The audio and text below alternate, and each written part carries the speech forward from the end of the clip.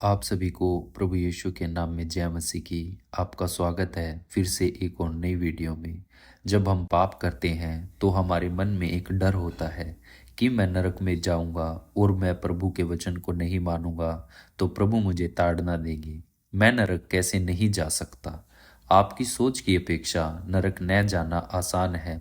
कुछ लोग यह विश्वास करते हैं कि उन्हें नरक न जाने से बचने के लिए उनके पूरे जीवन में 10 आज्ञाओं को पालन करना पड़ेगा। कुछ लोग विश्वास करते हैं कि उन्हें कुछ निश्चित रीति विधान या अनुष्ठान में विश्वास करना चाहिए ताकि नरक जाने से बचा जा सके। कुछ लोग यह विश्वास करते हैं कि हम किसी भी तरह से निश्चित नहीं हो सकते हैं कि हम नरक जाएंगे या नहीं। इनमें से कोई भी सही दृष्टिकोण नहीं है। बाइबल पूरी तरह से स्पष्ट है कि कैसे एक व्यक्ति मृत्यु उपांतर नरक जाने से बच सकता है। बाइबल नरक का एक वर्णन डरावनी और भयानक स्थान के रूप में करती है। नरक को अनंतकाल की आग, मती उसका 25 अध्याय आयत 41 में, न बुझने वाली आग, मती उसका 3 अध्याय आयत 12 में, नामधराई और सदा तक अत्यंत घिनौने ठहरने का स्थान, दानियल उसका 12 अध्याय आयत 2 में, एक ऐसा स्थान जहाँ की आग कभी नहीं बुझती, मती उसका 9 अध्याय आयत 44 से 49 में, और अनंतकाल का विनाश 2 थिस्सलुनीकियों उसका 1 अध्याय आयत 9 में के रूप में वर्णित किया गया है। प्रकाशित वाक्य उसका 20 अध्याय आयत 10 नरक को आग और गंधक की झील के रूप में वर्णित करता है जहाँ पीड़ा युगायुग के लिए होती है। प्रकाशित वाक्य उसका 20 अध्याय आयत 10 स्पष्ट करता है कि नरक एक ऐसा स्थान है जिससे बचना चाहिए क्योंकि नरक अस्तित्व में है। और क्यों परमेश्वर वहां पर कुछ लोगों को भेजेगा। बाइबल हमें बताती है कि परमेश्वर ने नरक को शैतान और उसके दूतों के लिए तैयार किया था जिन्होंने उसके विरुद्ध बलवा किया था। मती उसका 25 अध्याय आयत 41 में, वे जो परमेश्वर की ओर से क्षमा के प्रस्ताव का इनकार कर देते हैं उसी ही अनंतकाल के दुख उठाएंगे जिसमें शैतान और उसके साथ गिरे हुए दूत उठाएंगे। क्यों नरक की आवश्यकता थी। सभी किए हुए पाप अंत में परमेश्वर के ही विरुद्ध है। भजन संहिता उसका 51 अध्याय आयत 4 में। और क्योंकि परमेश्वर एक असीमित और अनंतकालीन प्राणी है इसलिए केवल एक असीमित और अनंतकालीन अदायगी ही पर्याप्त है। नरक वह स्थान है जहाँ परमेश्वर की पवित्र और धार्मिकता भरी हुई न्याय की मांग पूरी होती है। नरक वह स्थान है जहाँ परमेश्वर पाप और उन सभी को जो उसका इनकार कर देते हैं दंड देता है। बाइबल स्पष्ट कर देती है कि हम सब ने पाप किया है।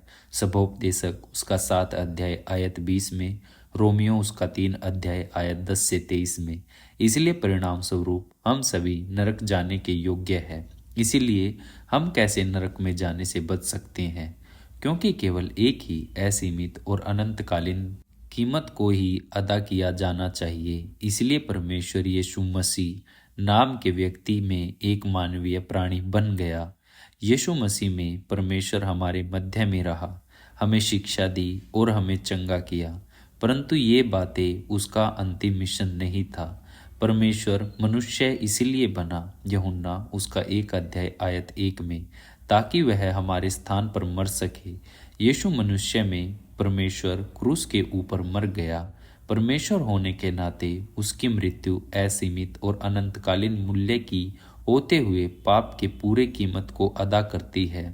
1 यूहन्ना उसका 2 अध्याय आयत 2 में परमेश्वर हमें यीशु को उसकी मृत्यु को हमारे पापों के लिए न्यायसंगत और पूरी अदायगी देने के कारण उद्धारकर्ता के रूप में स्वीकार करने के लिए निमंत्रण देता है।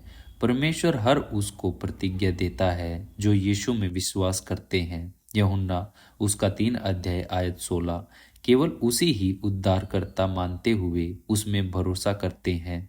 यूहन्ना उसका 14 अध्याय आयत 6 वही बचाए जाएंगे अर्थात नरक नहीं जाएंगे। परमेश्वर नहीं चाहता कि कोई भी नरक में जाए। 2 पतरस उसका 3 अध्याय आयत 9 में। इसलिए ही परमेश्वर ने हमारे बदले में अंतिम पूर्ण और पर्याप्त बलिदान को दे दिया। यदि आप नरक नहीं जाना चाहते हैं तो यीशु को अपने उद्धारकर्ता के रूप में स्वीकार करें। परमेश्वर से कहे कि आप यह पहचान गए हैं कि आप एक पापी हैं और आप नरक जाने के योग्य हैं। परमेश्वर को कहे कि आप यीशु में उसे अपना उद्धारकर्ता मानते हुए विश्वास करते हैं। आपके लिए उद्धार और नरक से छुटकारे के प्रबंध के कारण परमेश्वर का धन्यवाद करें। साधारण विश्वास यीशु मसीह को अपना उद्धारकर्ता मानते हुए उसमें भरोसा करना ही है, जिसके द्वारा आप नरक जाने से बच सकते हैं। प्रभु के वचन को जानने के लिए हमारे साथ जुड़े रहे। प्रभु आप सभी को आशीष दे। मिलेंगे आपसे फिर से एक नई वीडियो में। आप सभी को जय मसीह की।